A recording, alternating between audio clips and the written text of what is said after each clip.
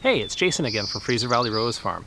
Today I'm going to talk about roses that you can use in shady places. And if there's only 2 points you take from this video, the first one that I'm going to talk about is that there are roses and whole classes of roses that will accept less sun than you might think.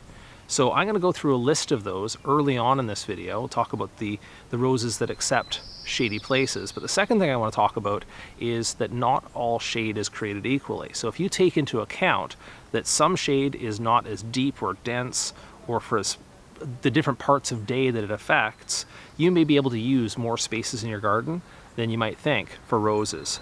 So I might start with those roses that are good for a shady spot, and the one behind me is a good example.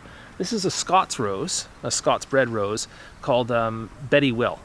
And Betty Will has been blooming heavily in this spot, in the deep shade beneath a conifer, all spring up to this point. It's starting to slow down now because that's just its natural cycle, but it's had no trouble accepting what amounts to a little less than a half day of afternoon shade. So tough rose, tough spot, and it's working well. Let me show you some other roses that do well in shady places.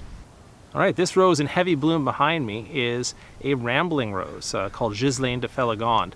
The rambler roses are tough, vigorous roses that tend to sprawl and jump about like climbers in a way, but they bloom on different wood than the climbers do. So usually they need old wood to bloom, whereas a lot of the modern climbers bloom on the same year's growth.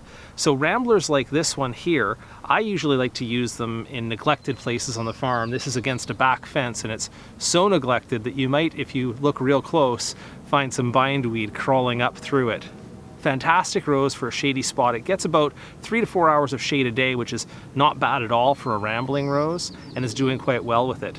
Maybe I'll mention at this point that typically, and it's all to do with the breeding, but typically those roses that have smaller individual flowers like this and flower in clusters perform a little bit better than the large flowered roses for shady spots. The big high octane roses like the hybrid teas, the grandifloras, the large flowered climbers usually require a more full day of sunlight, whereas this one will tolerate a little bit more shade. So ramblers like this one here, or I have another one just down the fence called Vilchenblau, a lot of the old Geschwind ramblers, all of those will accept a little bit of shade. Now let me show you a hybrid musk.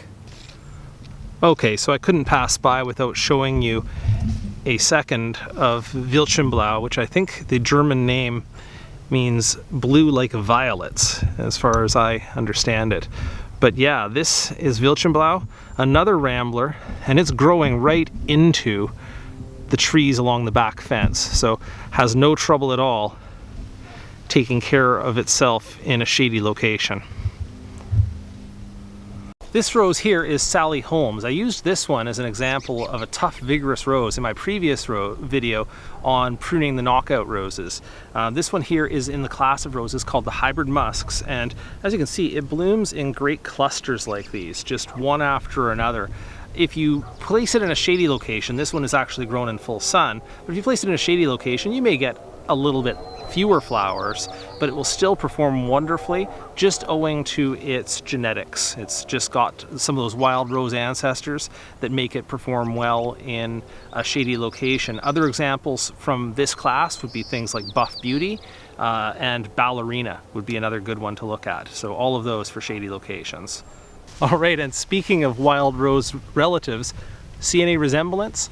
This isn't a hybrid musk rose. This is actually an example of a selection of the musk rose proper. This is Darlow's Enigma, and it blooms all the way through the season. It is the most non-stop rose that I grow, covered in bees all the time, and just has a beautiful scent. I mean, right now it's wafting up on me. It's fantastic. So this is another example of a rose that grows well in shady places. And again, you see the typical thing about it. It's got smaller flowers, cluster flowering, and it's got the wild ancestors, this one being a wild ancestor itself. Okay, so I've gone through the species roses, the hybrid musk roses, the rambler roses.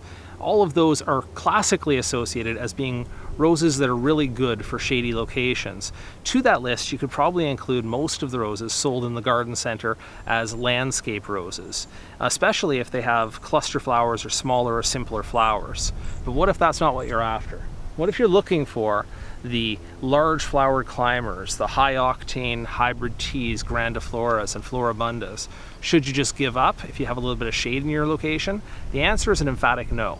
First of all, let's say that the length of time they're talking for full sun, when they say a full day of sun, they're not talking about 12 hours of sun. They're talking about 6 hours of sun, 6+ hours of sun. So if you have some morning sun and afternoon shade, or vice versa, and you get that 6 hours, you're totally fine. Second thing to say is there's a world of difference between dense shade underneath conifer trees or on the north side of a house and what you would find when you have trees that have small leaves, they're high, the canopy is high up, and what you're getting is dappled shade all day. If you're getting dappled shade all day, I'd say give it a shot in almost any case. Most roses, particularly in warmer climates, I think you'll find benefit from a little bit of shade, especially that high shade, as long as they're getting some sunlight throughout the day. In my garden, I find that my roses do actually perform really, really well if they get a bit of afternoon shade, because they get a bit parched at that part of the day. So they get some shade later in the day, get some coolness, that actually benefits them a lot.